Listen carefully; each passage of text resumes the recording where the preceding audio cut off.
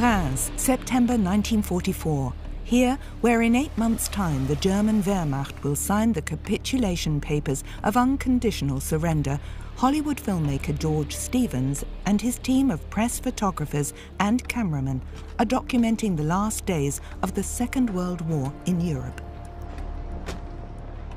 Back in Hollywood, Stevens had directed box office hits featuring stars like Katharine Hepburn and Cary Grant. Now, his work centered on the fall of the Third Reich. On this visit to a champagne factory, Stevens, a scriptwriter by trade, wanted to know what all the bottles had been intended for. A wedding or a romance? Would they have induced a mere mortal to change his whole life?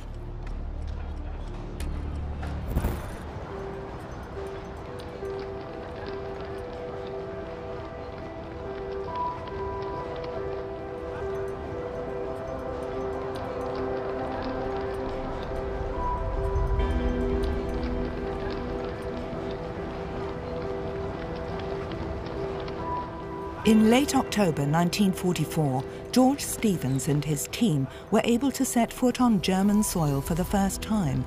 After weeks of fighting, American troops had taken Aachen. It was the first German city to fall into Allied hands. Although Stevens and his men were actually going to document the war in black and white, they also had 16mm colour film with them. It produced unique footage.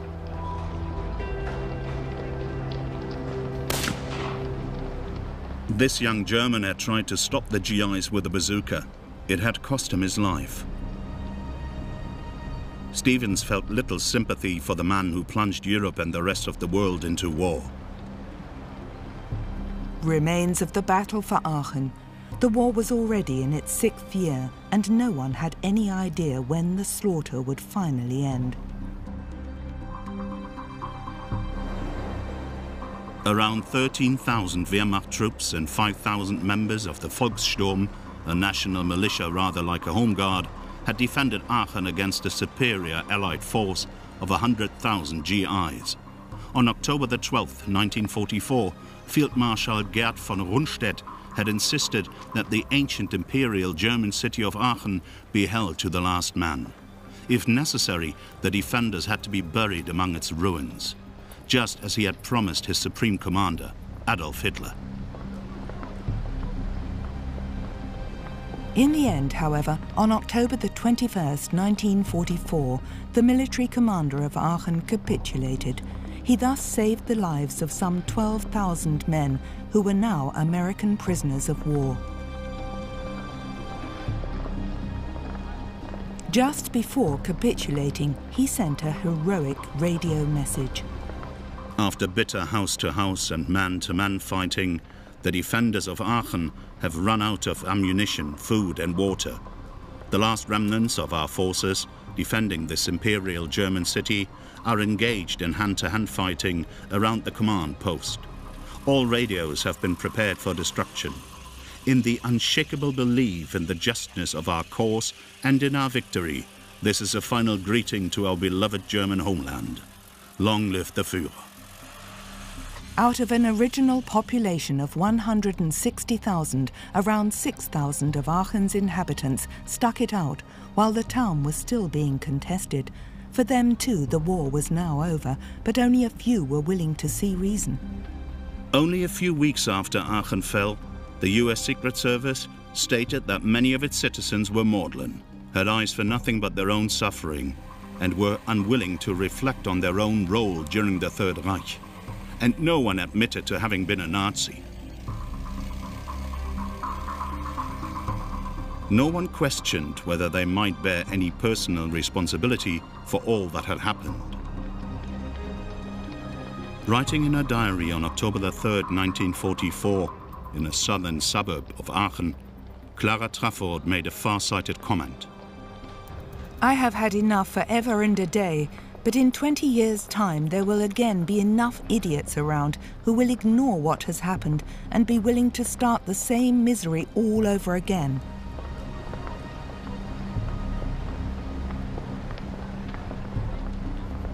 In Aachen, George Stevens' team shot roll after roll of film. But because it didn't contain any actual fighting, The footage was never shown on any newsreel. The Hollywood director Stevens took great care not to expose his team to danger. As a result, it was only years later that the color films were found in his estate.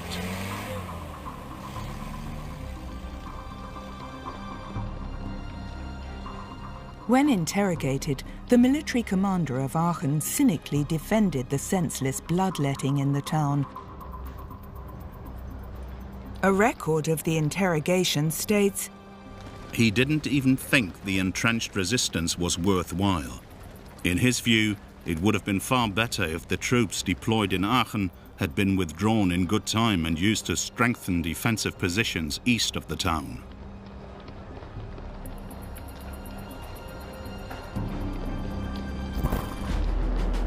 It took more than 4 months for the Allies to reach the Rhine. In mid-March 1945, a US Air Force team filmed on the bridge at Remagen. The German Air Force made repeated attempts to destroy the structure, but the Americans doggedly defended their biggest coup so far. Artillery units took up position to secure the only intact bridge over the Rhine.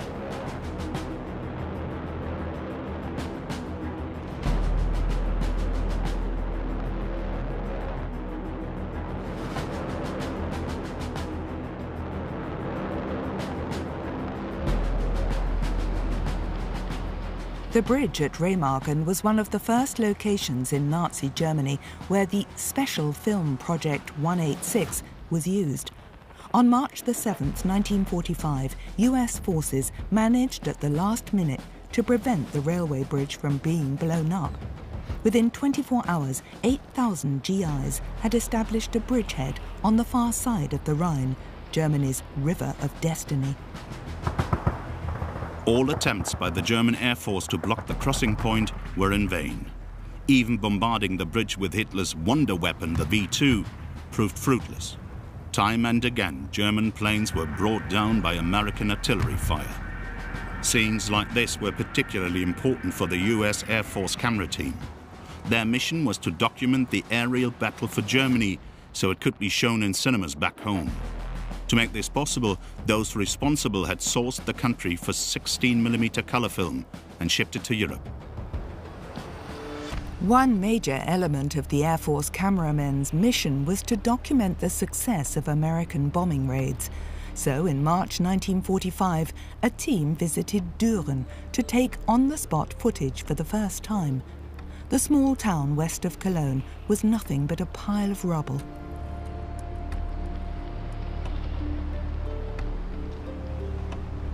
One reporter with the US military journal Stars and Stripes wrote, "This place is just a remnant of a town. No one lives here anymore. There are indications that Düren was a town with nice houses." Captain Larkin said, if the Germans want to have a town called Düren again after the war, they will probably find a nice place a few miles north and build something new there.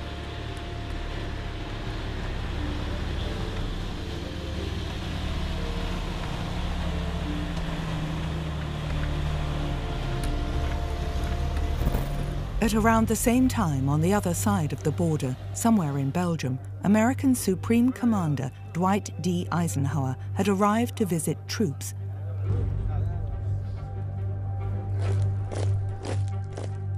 This rare footage was taken by Major Kirk B. Lawton, Eisenhower's man for photojournalism during the Second World War. The Americans staged a military parade as a demonstration of their great self-assurance. Eisenhower was confident that the Allied advance in the West would soon be crowned with success. He knew that the German Wehrmacht was almost incapable of movement and of low battle strength. But even he wanted to proceed cautiously step by step. The next major objective was a large-scale advance by the Allied armies across the Rhine and deep into the heart of the Reich. Hundreds of thousands of GIs were firmly resolved to finally bring Germany to its knees. But there was tension between the Allies as to the right strategy. Above all, the British were frustrated because they felt the Americans were not paying sufficient attention to their proposals.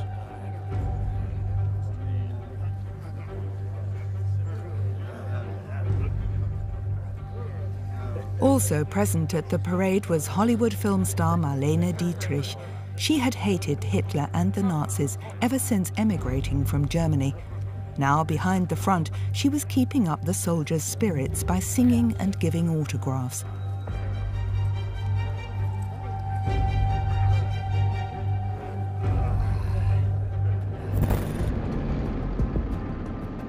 On March the 23rd, 1945, the Allies crossed the Rhine on a broad front.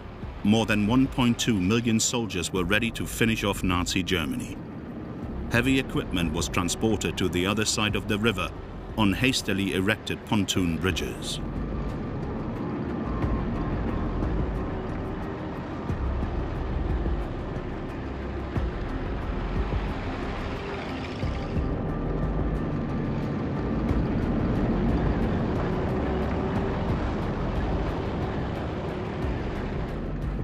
The Wehrmacht had little to offer in the way of resistance. Adolf Hitler was fully aware of the size of the threat in the West. Germany's commander-in-chief feared that, in view of American superiority, his troops might surrender in droves. One German officer wrote in his diary, "We sense that a decisive battle is about to begin. The enemy crossed the river at 3 points which initially were separate. On the 22nd of this month, a directive from the Führer was read out to the whole assembled battery. Anyone taken prisoner by the enemy, it said, without being wounded or clearly having given his all, will be punished. Not only will he be disgraced, all financial support for his family will be stopped, and his family will be made responsible for his action." Everyone had to sign to say that they had heard the order.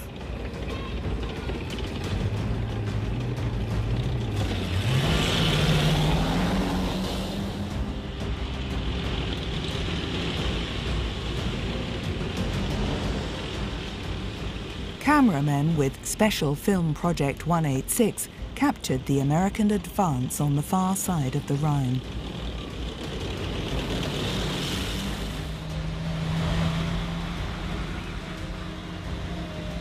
At this time, a young woman in Frankfurt felt like she was living in a vacuum. "We're sitting here waiting for the Americans. At last I have the time once again to think about the history of our world, which is so often written by power-hungry idiots. If it didn't cost human lives and thus be so tragic, it would actually be amusing."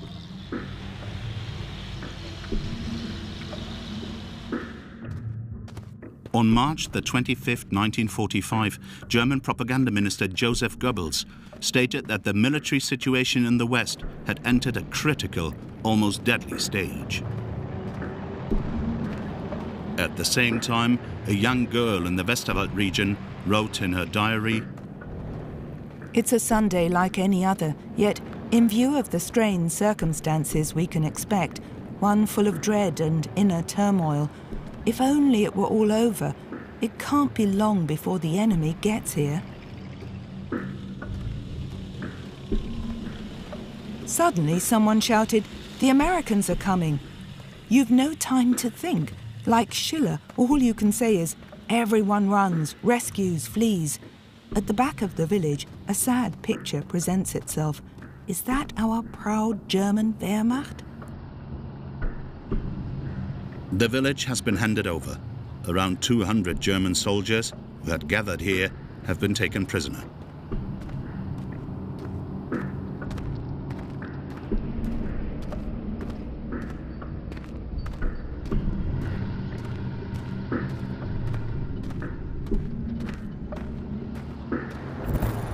Also on March 25th, Britain's Royal Air Force bombed German positions and roads to block any retreat into the Ruhr district. Only 24 hours after the start of the operation, the British had already established a bridgehead about 10 kilometers wide on the other side of the Rhine. In the hinterland, trucks were waiting to transport sections for more pontoon bridges. Kirk B. Lawton, Eisenhower's man for reporting the war against Nazi Germany in pictures, was allowed to take his camera into areas occupied by the British and filmed these scenes of a pontoon bridge being built. Lawton had himself ferried across to the other bank of the Rhine by the Royal Signals, a unit deployed behind the front to set up infrastructures and establish telephone links.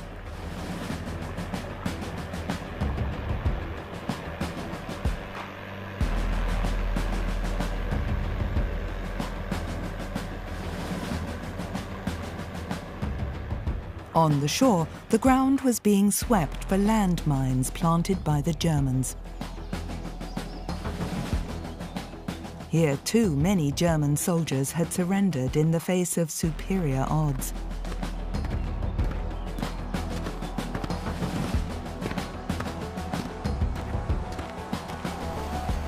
British military strategists had prepared Operation Plunder with the utmost precision.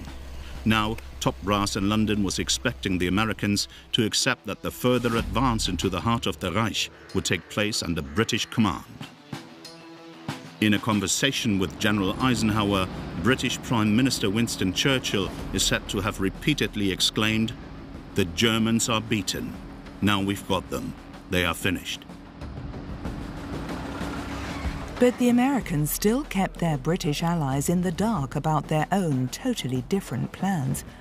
Eisenhower was determined to push his armies mainly into central and southern Germany. He wanted the British to advance towards Hamburg and Denmark. When Winston Churchill heard that, he was outraged. After his fleeting visit to the British troops, Major Lawton returned to Eisenhower's headquarters in Reims.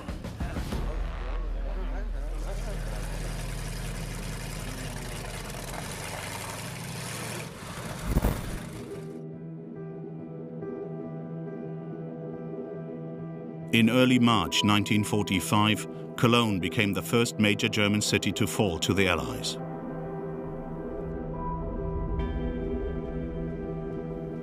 On March the 26th, 1945, a camera team with Special Film Project 186 was allowed to enter the cathedral city for the first time. On this occasion, the US Air Force was interested primarily in the damage caused by the numerous Allied bombing raids on Cologne. Initially, the camera rarely focused on the few people still living in the city.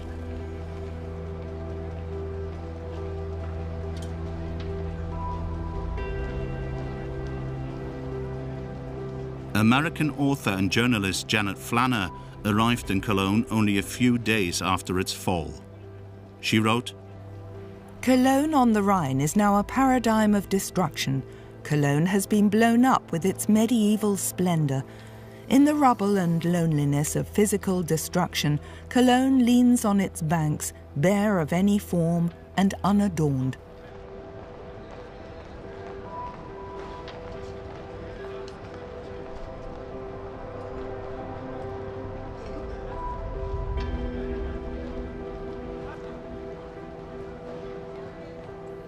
Those who are still alive laboriously fight their way through the buried side roads, a shriveled population in black clothes and loaded with bundles, silent, like the city.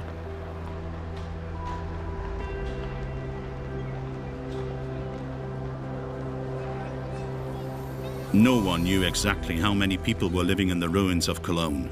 At least 50,000 according to some estimates. But the actual figure could have been as high as 200,000. On March the 26th, 1945, a crowd had gathered on the Chlodwigplatz to hear the occupying Americans make proclamations from the back of a truck.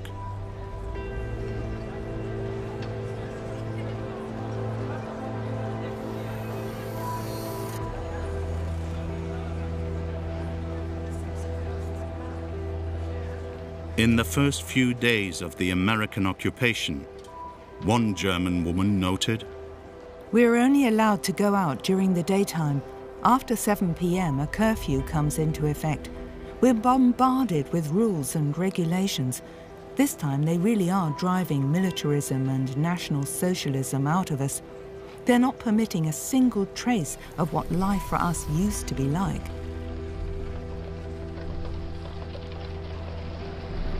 High-ranking Nazis and SS henchmen had fled the city before it capitulated.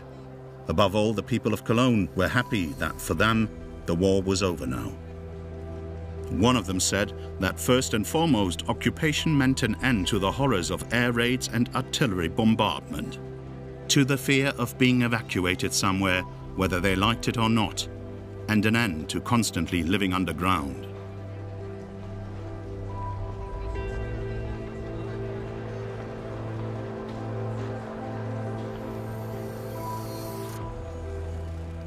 A returning émigré, socialist Werner Hansen, was working for the American Secret Service.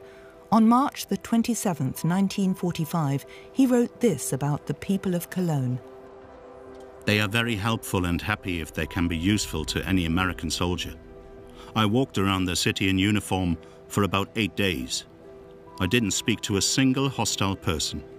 I will never forget the old worker's wife who hugged me, crying with happiness and joy, because the Nazis were now gone and we were there.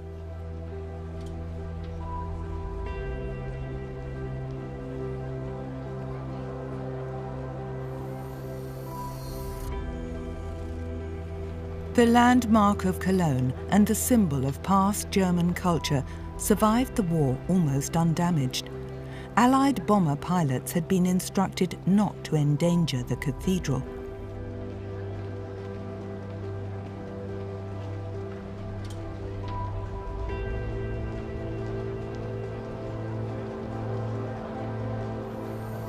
When war broke out, the incredible art treasures kept in the Gothic cathedral were taken to a safer location.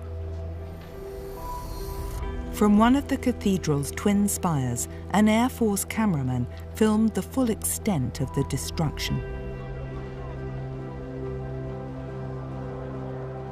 The many other churches in this Catholic city did not remain as undamaged as the cathedral.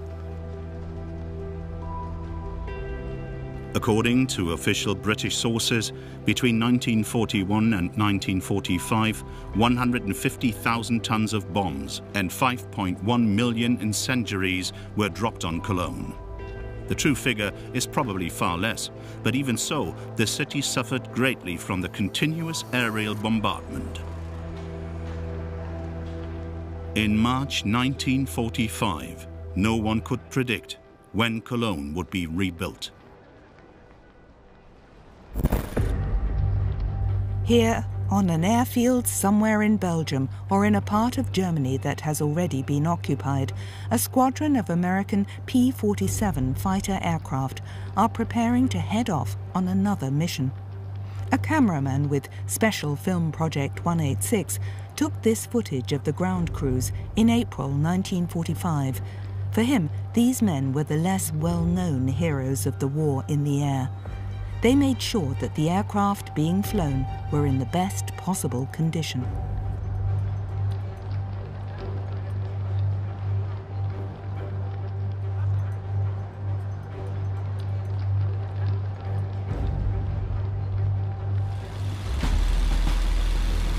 The P-47 Thunderbolt was a single-engine American fighter bomber which proved to be one of the most effective aircraft in the war against the Nazis.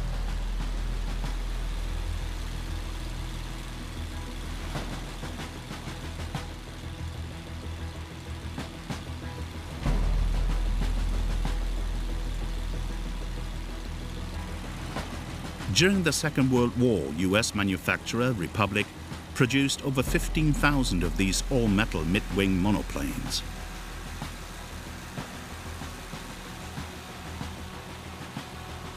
The P-47 had just one pilot. As a rule, Thunderbolts attacked their targets in small squadrons. That was also the case in March and April 1945.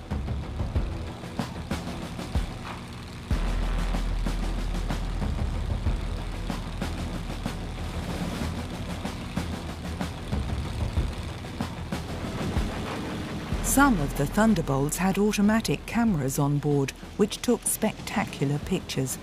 In order to cripple the Wehrmacht's supply routes, the pilots attacked literally anything that moved.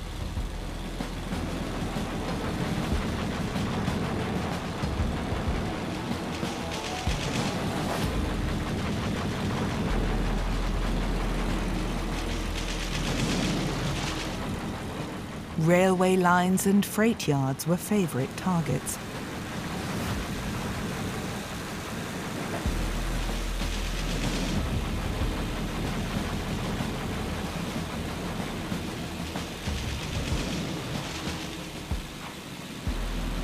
Time and again, individual vehicles were also attacked, because every army truck or military staff car that was hit would no longer be able to lengthen the war in Europe.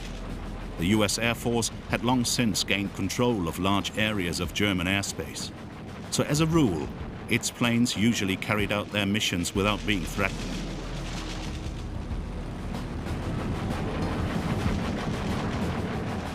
It's not known how many civilians lost their lives in these attacks. The US Air Force regarded such casualties as collateral damage. Troops and fanatical Nazis could have been holed up in harmless-looking villages in order to stop the Allied advance.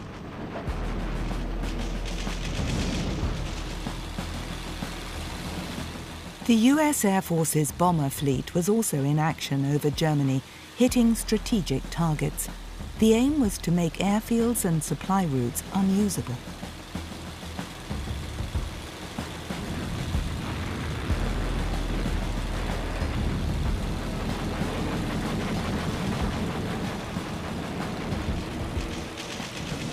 By now, the Luftwaffe was almost incapable of putting up any effective defence. The Nazis had ultra-modern jet aircraft at their disposal, but often their Messerschmitt Me-262s were grounded, mainly because of a shortage of fuel. Time and again, as they advanced, the Americans came across camouflaged Me-262s.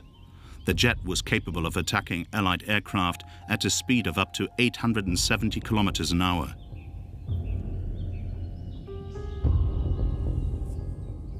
Experts eagerly inspected the new aircraft and their futuristic jet engines, which had been developed by Messerschmitt in Augsburg.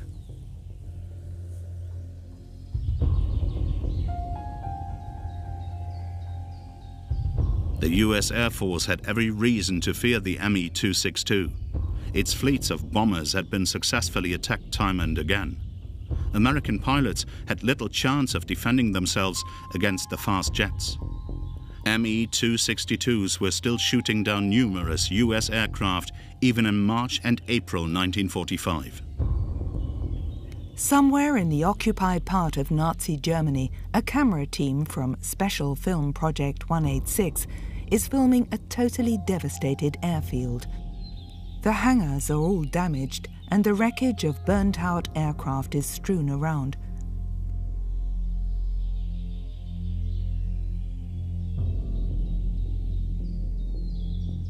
To enhance the effectiveness of this pan shot, the camera team have placed a portrait of Hitler in it, upside down, of course. It is intended to symbolize the imminent downfall of the dictator and his Nazi regime.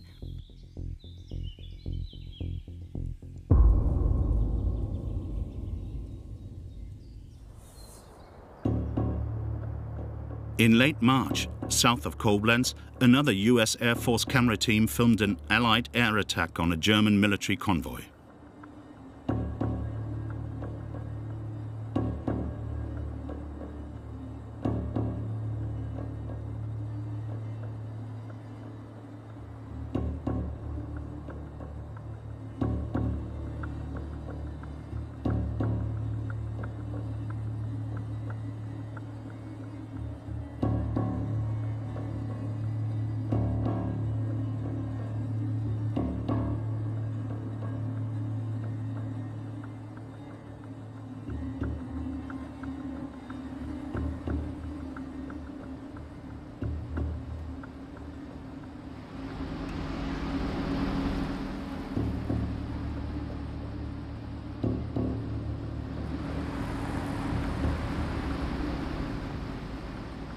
The cameraman repeatedly panned across the destroyed vehicles.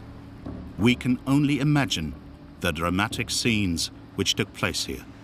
It is not clear whether this convoy, which belonged to the notorious SS, was on its way to the front or was looking for refuge from the advancing Americans.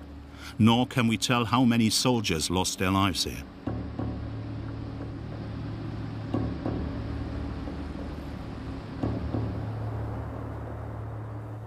The convoy apparently came under fire on a country road opposite the Marksburg Castle on the Rhine.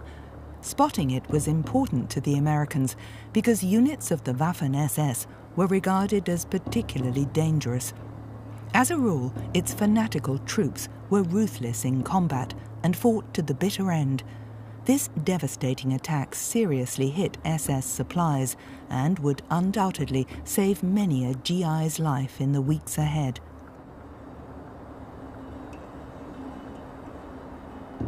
According to notes made by the cameraman, this German was also a member of the SS. He had surrendered to the Americans wearing harmless-looking civilian clothes. It's not clear what happened to him. He was probably taken to a prisoner of war camp.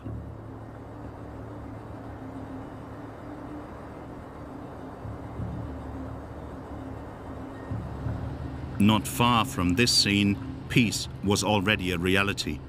In a village near Boppard on the Rhine, people can be seen queuing for food. American journalist Martha Gellhorn documented her impressions of the defeated enemy. No one is a Nazi. Nobody has ever been one. We have had enough of this government, they say. The Americans are welcome to us. We have no reason to be afraid. We have done nothing wrong. We are no Nazis.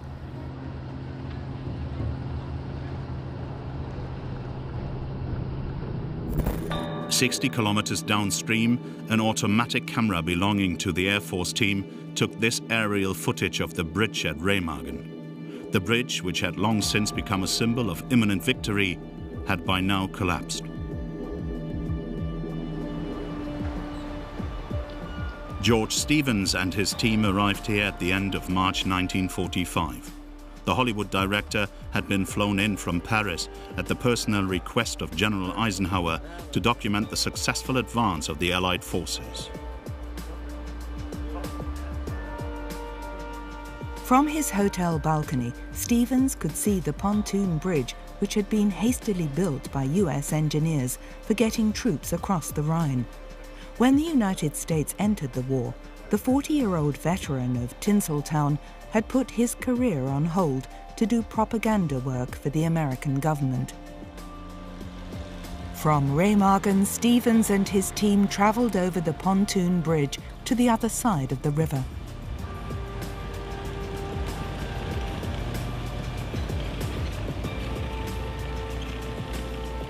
A few young Germans momentarily blocked the cameraman's view of ruined buildings on the riverbank. Adolf Hitler had declared the Rhine to be an unsurmountable bulwark against the Allied advance in the West. Germany's river of destiny had to be held at all cost. But now in Remagen, the war was already a long way off. Here, Stevens and his men are inspecting the ruins of the bridge. On March the 17th, 1945, US engineers were carrying out maintenance work on the seriously damaged bridge when it suddenly collapsed. 25 GIs were killed immediately and 3 more died later from their injuries. A plaque commemorates the glorious capture of the railway bridge on March the 7th. As they retreated, the Germans had mined this tunnel. During the war, it had served the local population as a shelter from Allied bombing raids. A plaque bears the names of those American engineers who lost their lives when the bridge collapsed.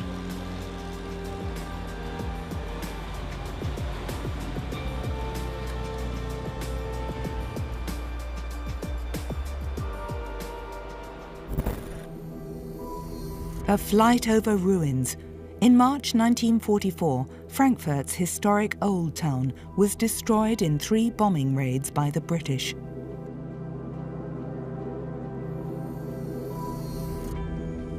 Even then, experts were already thinking about how the city might be rebuilt after the war, but its Nazi bigwigs immediately forestalled such plans. In 1944, the Nazi Party newspaper, the Völkische Beobachter, published an article which rejected any nostalgic sentiment with regard to the later reconstruction of what the paper described as our cities murdered from the air in barbarian attacks. People must be prepared, it said, to take a radical decision and allow that which is dead to rest in its grave. In this respect, hatred must become holy.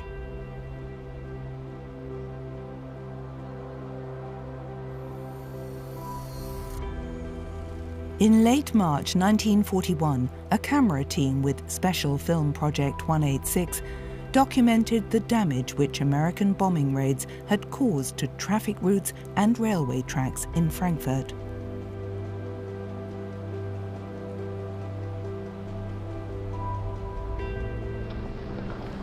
The cameraman also filmed German prisoners of war being led out of the city. Frankfurt's military commander, Lieutenant Colonel Loeffler, was determined to hold out against the Americans. He told his men, "If we knew there was nothing to back us up, we could wave a white flag and end matters. But perhaps our leadership still holds a trump card after all. In that case, it must never be said that our, or my, failure prevented it from being played. Therefore, we will do what we have to do." On March the 27th, 1945, American artillery shells hit the German command post in the city. Loeffler was seriously wounded and died from his injuries.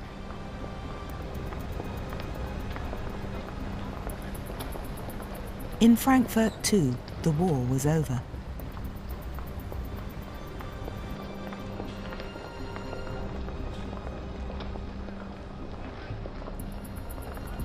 At the same time, American units were advancing further into the heart of the Reich. Many villages in the Westerwald region offered no resistance. Often, courageous citizens had hung white flags from their windows. This was still dangerous because such actions were punishable by death. Time and again, Germans who were tired of the war and wanted to put an end to the madness were hanged or shot out of hand by fanatical Nazis.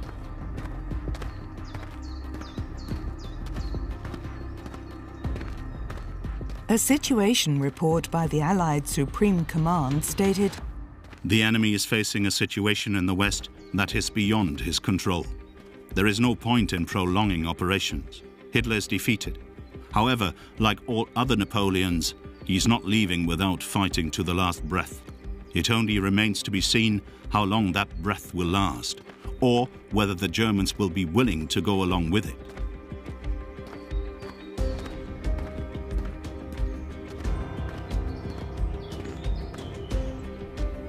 When a town or village surrendered without a fight, everything went smoothly.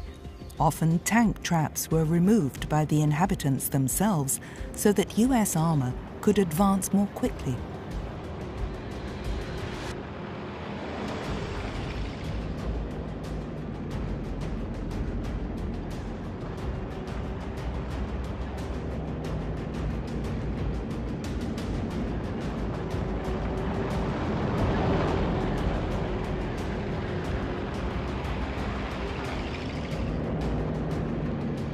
Time and again, however, the GIs faced German soldiers who were still prepared to fight.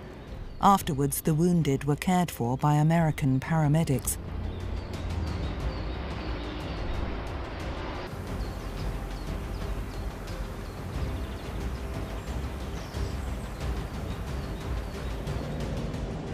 On March the 31st, 1945, American troops occupied Bad Hersfeld. After offering brief resistance outside the town, its commander decided to surrender. French prisoners of war welcomed their liberators. A camera team with Special Film Project 186 captured the moment the war for this town came to an end. Here, a delegation from the municipal administration and the military negotiate the peaceful handover with an American advance party. Most of the inhabitants were relieved to have got off so lightly. Some of the buildings were in flames because of artillery fire, but that was the only damage here.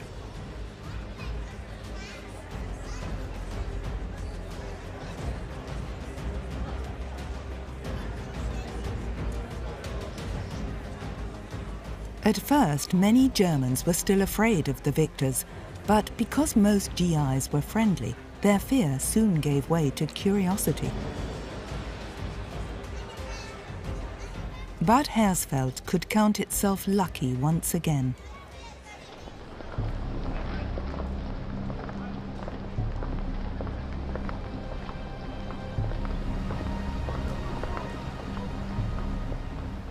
On March the 31st, 1945, a German soldier waiting in Thuringia for orders wrote in his journal, "It's uncertain if and how we are going to carry on. It's impossible to get any clear news on just where the front line is. Several wedges have been driven into our area. The aim is obviously to separate North from South Germany. The question is, where will our leaders then go?"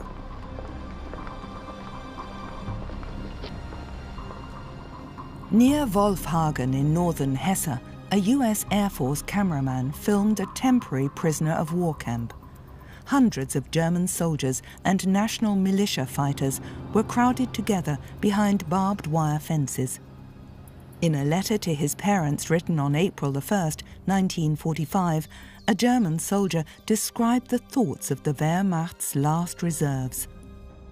"This year we Germans are experiencing one of the saddest Easter festivals in our history. The enemy has penetrated deep into the east and west of our country. But the war will only be lost if we abandon ourselves.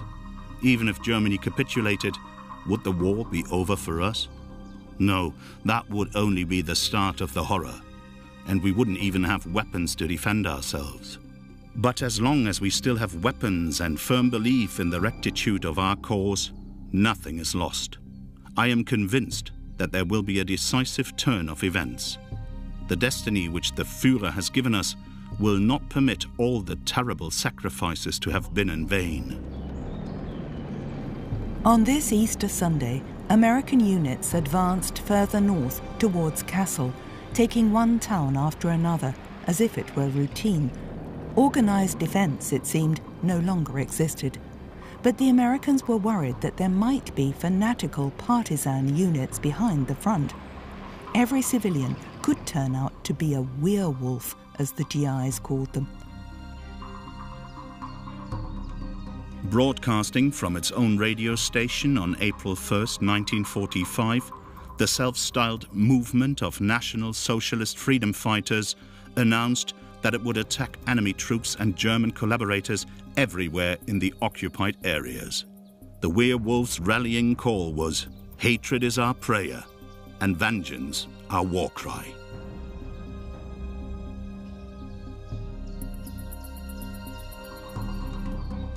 Propaganda Minister Joseph Goebbels wrote in his diary, "The werewolf consciously turns to the political minority of those stalwart souls who always form the steel tip of the leaden wedge of the people."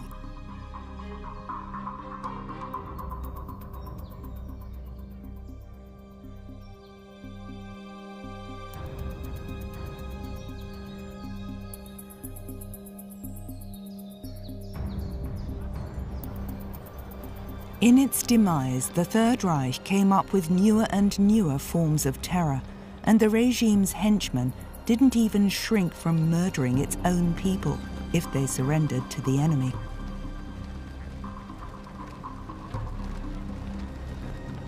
Days and weeks of uncertainty still lay ahead of the US troops.